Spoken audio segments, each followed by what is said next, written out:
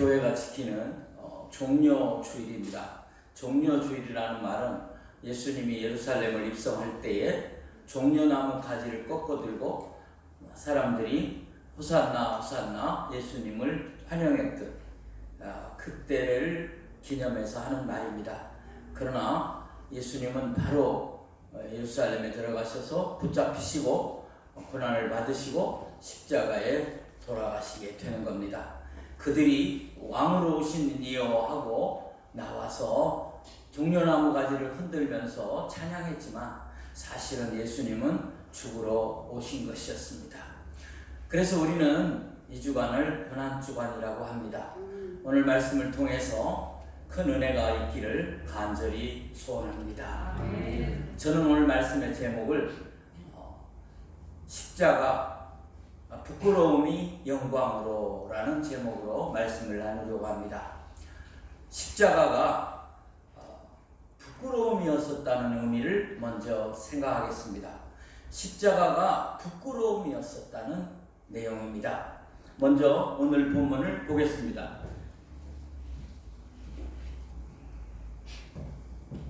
오늘 본문 히브리서 12장 2절입니다. 같이 읽겠습니다. 시작. 믿음의 주여 또 온전하게 하시는 이 예수를 바라보자. 그는 그 앞에 있는 기쁨을 위하여 십자가를 참으사 부끄러움을 개의치 아니하시더니 하나님 보좌 우편에 앉으셨느니라. 아멘.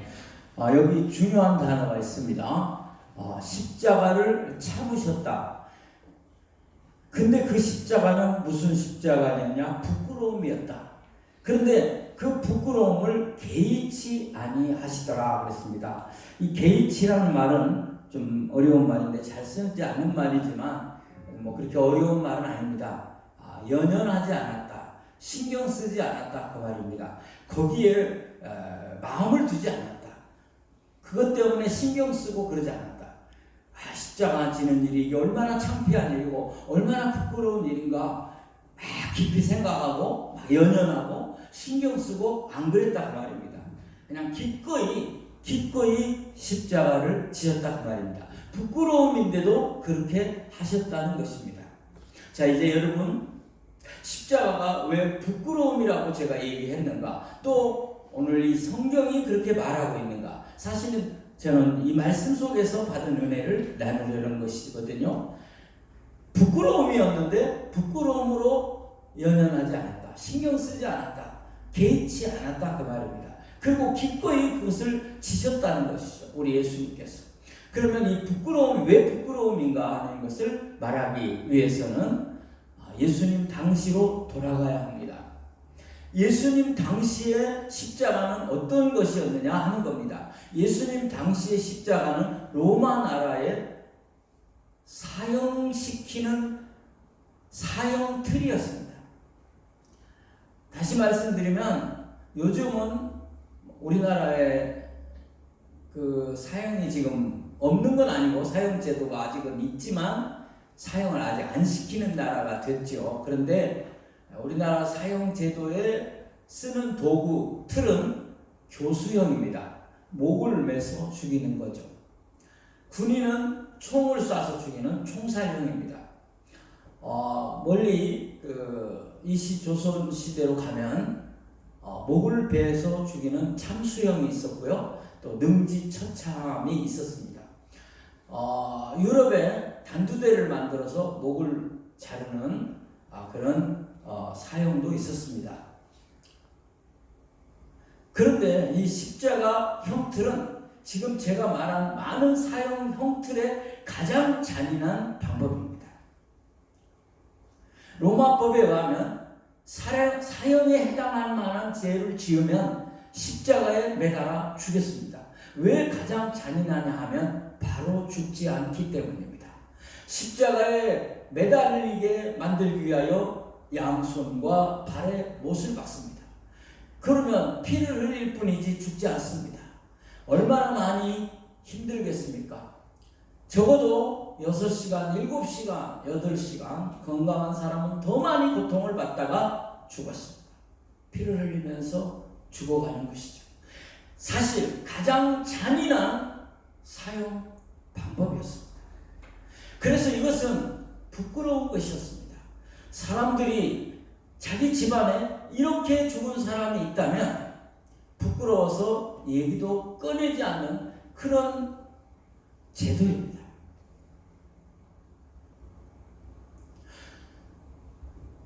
십자가라는 것은 예수님 당시에 그런 부끄러움이었습니다. 결코 자랑스럽지 못한 일입니다. 다시 의미를 정리하는 이런 뜻입니다. 십자가는 죄와 형벌을 상징하는 것입니다. 죄를 지었기 때문에 그 죄에 대한 형벌을 받는다는 것이죠. 십자가는 죄를 지어서 그 대가를 받는 형벌의 가장 잔인한 것이었습니다. 그런데 예수님이 이 십자가를 연연하지 아니하고 신경 쓰지 아니하고 깊이 생각하지 아니하고 개의치 아니하고 기꺼이 지셨다는 것이죠. 왜 그렇게 하셨을까요? 왜 예수님이 이 부끄러운 십자가를 지셨을까요? 왜 그 고난의 피를 흘리셨을까요? 예수님은 다른 사람보다 많이 연약했습니다. 몸이 건강하지 못했다는 말입니다. 그래서 더 많이 고통을 받으셨습니다. 그런데 왜 이 십자가를 지셨을까요? 그 이유는 하나님의 말씀에 순종하기 위함이었습니다. 할렐루야. 아버지 하나님의 말씀에 순종하기 위하여 십자가를 지었다는 것이죠. 물론 그 배경에는 놀라운 은혜가 깔려 있습니다. 먼저 이 사실을 확인하기 위해서 성경을 보겠습니다. 자, 성경 로마서 5장 19절을 먼저 보겠습니다. 로마서 5장 19절. 제가 하는 얘기가 아니라는 겁니다. 다 같이 읽겠습니다. 한 사람이 순종하지 아니하므로 많은 사람이 죄인 된 것 같이 한 사람이 순종하심으로 많은 사람이 의인이 되리라. 아멘. 한 사람이 순종하지 않았다. 아담의 범죄를 얘기합니다. 아담이 하나님의 말씀을 불순종하여 죄를 지었죠. 그래서 우리가 죄 가운데 있게 되었습니다. 그 다음 한 사람이 순종하였습니다. 그 한 사람이 누구입니까? 예수님입니다. 무엇을 순종했습니까? 십자가에 지는 일을 순종하신 것입니다. 하나님이 아들을 이 땅에 보내신 이유가 무엇입니까? 좋은 말 하라고? 기적을 많이 일으키라고? 사람들의 고난과 고충을 덜어주고 기도에 응답해 주라고? 아닙니다. 십자가를 지라는 것이죠. 예수님이 어떻게 했는지 보겠습니다. 그 다음 성경 빌립보서 2장 8절을 보겠습니다. 같이 읽겠습니다. 사람의 모양으로 나타나사 자기를 낮추시고 죽기까지 복종하셨으니 곧 십자가에 죽으십니다. 아멘.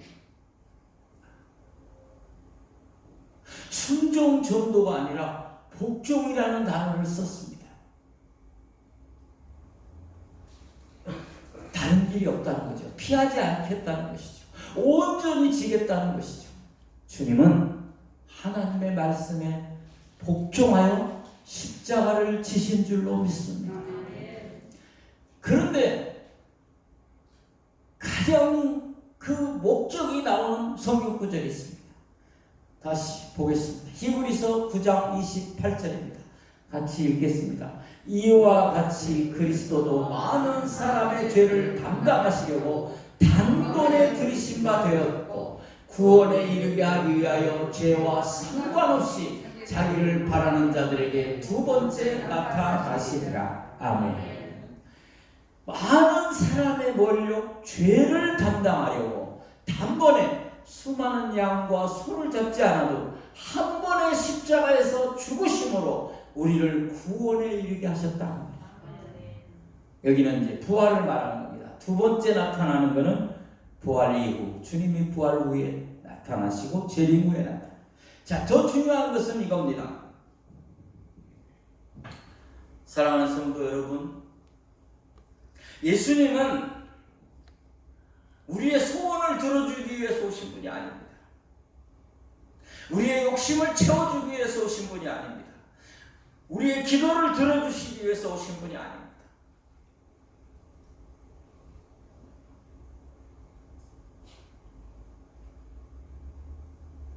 우리의 어려움을 해결하여 기적을 베푸기 위해서 오신 분이 아닙니다. 물론 그런 것들을 하시긴 했어요. 그러면 다 해줘야죠. 다 안 해주십니다. 예수님이 오신 것은 우리를 죄와 사망에서 구원하러 오신 줄로 믿습니다. 이것이 우리가 다시 태어나 아들을 잃은 어머니의 슬픔을 해결해 주지 않은 그 예수님이 지금 자녀를 잃은 그런 사람들, 또 남편이 먼저 죽은 그런 사람들, 또 많은 물질의 어려움을 당하는 그런 사람들의 문제를 해결해 주지 않고 그냥 그렇게 극단적인 선택을 한 사람들의 문제를 해결해 주지 않았습니다. 그럼 믿어서 뭐해? 그러나 우리는 이 생애가 끝이 아닙니다. 우리는 부활할 것이고 우리는 천국에서 영원히 살 것입니다. 그 시기가 있기 때문에 우리는 받아들일 수가 있는 겁니다. 그때 우리가 할 말이 있는 것입니다. 그게 지옥이 아니고 천국이기 때문에 그 일을 위하여 주님이 오셨구나. 그 일을 위하여 내가 죽어야 할 대신 주님이 죽으셨구나. 은혜가 되시기 바랍니다. 영광으로라는 말씀을 생각하겠습니다. 십자가가 부끄러움이 영광으로 이 말을 다시 생각하기 위해서 본문을 보도록 하겠습니다.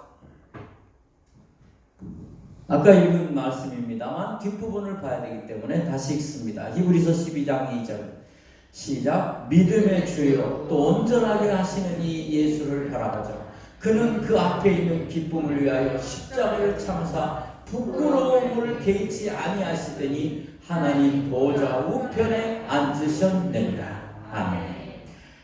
하나님 보좌 우편에 앉으셨느니라. 십자가로 끝나는 게 아니라, 부끄러운 십자가로 끝나는 게 아니라 보좌에 앉으셨다. 하나님 보좌 우편에 앉으셨다. 사랑하는 성도 여러분, 보좌가 상징하는 것을 좀 알 필요가 있습니다. 보좌가 성경에서 무엇을 상징하는가? 보좌가 상징하는 것은 영광입니다. 우리가 천국 갔을 때 정말 하나님이 막 반짝반짝하는 보좌에 앉아있고 예수님이 또 작은 반짝반짝하는 보좌에 앉아있고 그 다음에 24 장로들이 나오는데 또 그 보좌 옆에 또 앉고 나도 좀 옆에 앉고 그렇게 생각하지 마세요. 그런 게 아닙니다. 영광을 말합니다. 영광의 자리에 있다는 겁니다.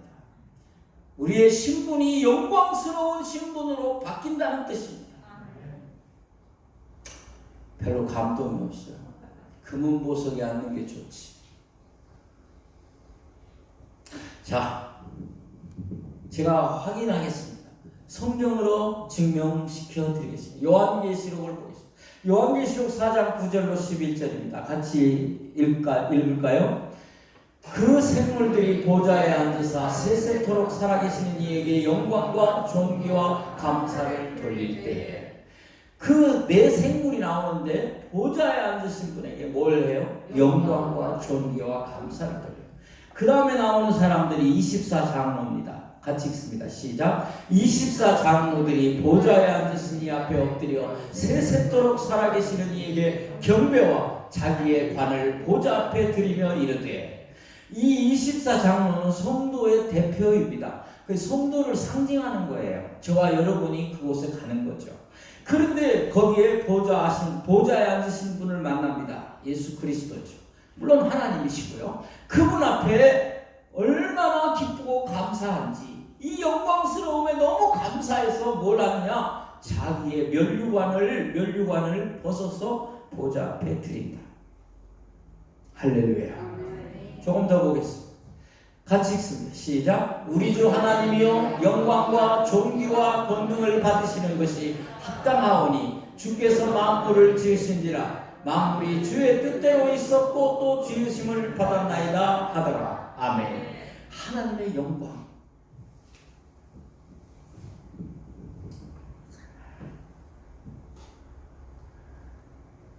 십자가는 영광이 되었습니다.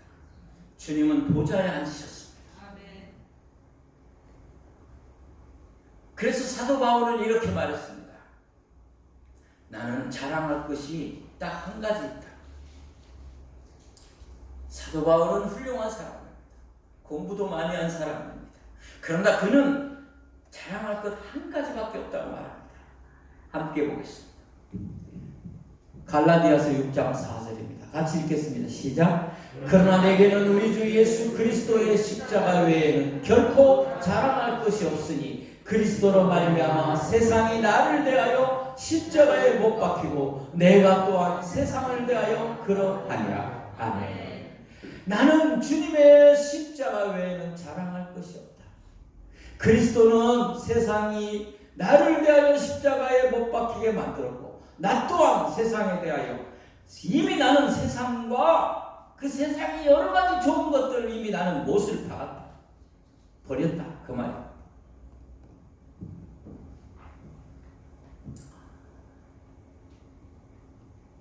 로마 시대에 예수님 시대에 부끄러움의 상징이었던 십자가가 예수님이 돌아가신 후부터 바뀌기 시작합니다.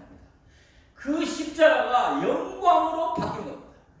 그래서 오늘날 교회들이 세계 방방곡곡에 있는 교회들이 십자가를 제일 높은 곳에 붙이게 됐습니다. 그 부끄러운 곳을 왜 붙여요? 영광이 되었으니까. 예수 믿는 집에 가면 거의가 십자가가 있습니다. 그 부끄러운 것을 왜 벽에 붙여요? 영광이요, 은혜요, 용서요, 사랑이 된 줄로 믿습니다. 그 부끄러운 것을 왜 여자 성도님들이 목에 걸고 다녀요? 그것이 사랑이요, 용서요, 영광이 되었기 때문입니다. 주님이 죽으신 이후에 그렇게 된 겁니다. 말씀을 적용하고 마칩니다. 저는 죄인입니다. 정말 죄인입니다. 어떤 때는 이래가지고 되겠나? 정말 안 되겠다 싶은 죄인입니다. 내 자신도 용납이 안 될 때가 많습니다. 그런데 주님의 십자가만 생각하면 은혜가 됩니다. 용서가 됩니다. 누가 나를 뭐라고 해도 나는 자신 있습니다. 주님이 나를 사랑하니까. 주님이 나를 영화롭게 하시니까. 여러분 아직도 힘드신 분 계십니까? 아직도 예수를 믿지 않는 분이 계십니까? 십자가를 붙드시기 바랍니다. 십자가를, 주님의 십자가를 믿으시기 바랍니다. 영광의 자리, 용서와 사랑의 자리로 인도하실 겁니다. 기도합시다. 주님, 나를 사랑하시니 감사합니다. 나를 용서하시니 감사합니다. 나도 이 부끄러운 십자가가 내 자신에게 내 죄로 말미암아 부끄러움이 주님의 십자가 때문에 영광으로, 은혜로, 사랑으로, 용서로 나아옴을 인하여 감사드립니다. 받아 주옵소서. 예수님의 이름으로 기도합니다. 아멘.